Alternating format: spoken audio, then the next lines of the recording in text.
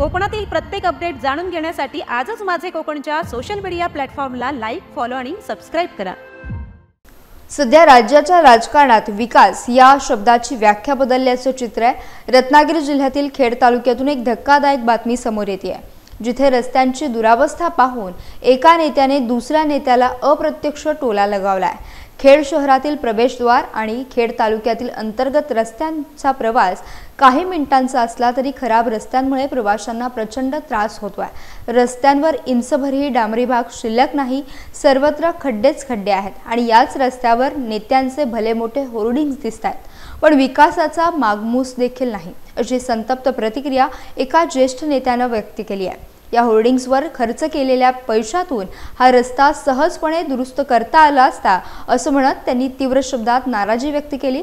रत्नागिरीत ठाकरे गटाचे आमदार भास्कर जाधव यांनी शिंदे गटाच्या मंत्र्याला नाव न घेता त्यांच्यावर जोरदार टीका केली आहे, अशी राजकीय वर्तुळात चर्चा आहे। रस्त्यांची दुर्दशा आणि त्यावर होणारे राजकारण यामुळे विकासाचे दावे आता फोल ठरतात। विकासाची व्याख्या बदलली आहे। आता माझ्या पदरात काय पडेल सांगताना सांगायचं काय की मी विकासाकरता इकडे गेलो तिकडे गेलो ज्याचा उल्लेख आता कोणतरी मगाशी केला। सध्या विकासाच्या नावाचं मोठं पेव फुटले।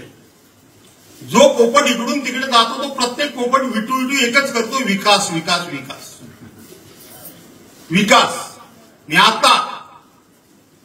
मी जोपर्यंत खेडच्या हद्दीपर्यंत मी आलो ते मी 35 मिनिटात चिपळूणमधून आलो आणि खेडचा मी शहरामध्ये प्रवेश केला। तुम्ही गेलात काय कोणी खेडामध्ये? एक पण खड्डा नाही आहे ना? खड्डा नाही ना अजिबात जरा सुद्धा। इथं मला खेडच्या आपल्या भरणा नाक्यापासून शहरामध्ये प्रवेश केल्यापासून इथं दयाळच्या सीमेवर येईपर्यंत 45 मिनिटं लागली। प्रकाश इंचभर रस्ता जागेवर शिल्लक नाहीये, इंचभर जागेवर रस्ता शिल्लक नाहीये। जे कोणी विकासाच्या वल्गना करतात, विकासाच्या गप्पा मारतात, त्यांच्या विकासाच्या संकल्पना काय आणि जो गावगाडा जुन्यातले लोक चालवत होते त्यांच्या विकासाच्या संकल्पना काय हे मी आपल्या लक्षात आणून देतोय।